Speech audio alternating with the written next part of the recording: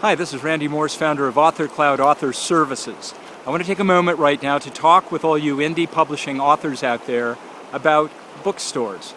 More specifically, just a couple of things. First of all, many of you seem to be under the impression that once your book is being manufactured, or is ready to be manufactured, the only way that it can be considered credible, a real book if you will, is to ensure that it's listed on the various electronic book catalogs out there from outfits like Baker & Taylor, Ingram's, Barnes & Noble, etc.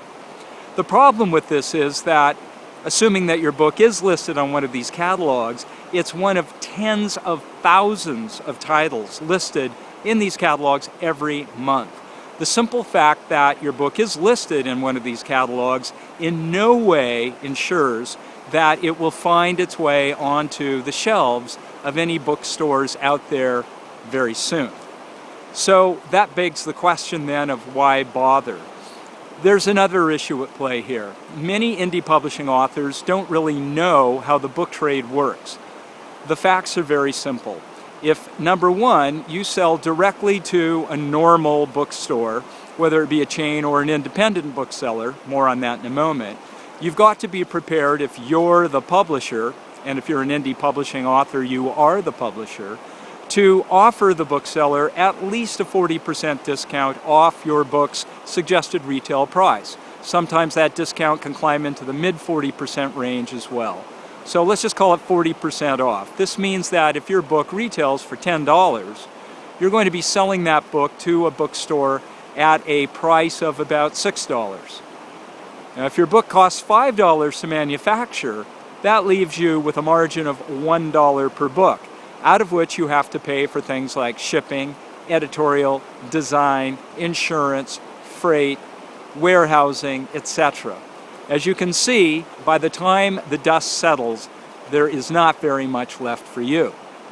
If you're having the book distributed through a wholesaler, the discount that you're going to offer them is even higher. It can range from 50 up to as high as 60% off the retail price of the book.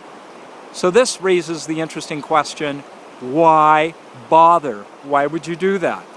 Is it an ego thing? Do you just feel that if your friend in Tuscaloosa can't walk into a Barnes & Noble at a tacky mall in suburban Tuscaloosa and find your book isn't worthy? Well, I suggest to you, and I've been doing this for almost 40 years now, get your ego out of the way and be practical. First of all, I think it is a good idea to certainly reach out to independent booksellers in your neck of the woods. Reach out to them, do it in a professional way, let them know about you and your book, be prepared to offer them a standard trade discount of around 40%, maybe even give them the books on consignment. That's really how the book trade works anyway. And that way, your friends and family who live near where you live will be able to find your book in local, independently owned bookstores. But it makes far more economic sense, in fact, to sell your book directly to readers. No middleman, you do it. If you need it, with the help of an outfit like Authorcloud, my author services company, and the net back to you is vastly improved. But that's the stuff of another brief video.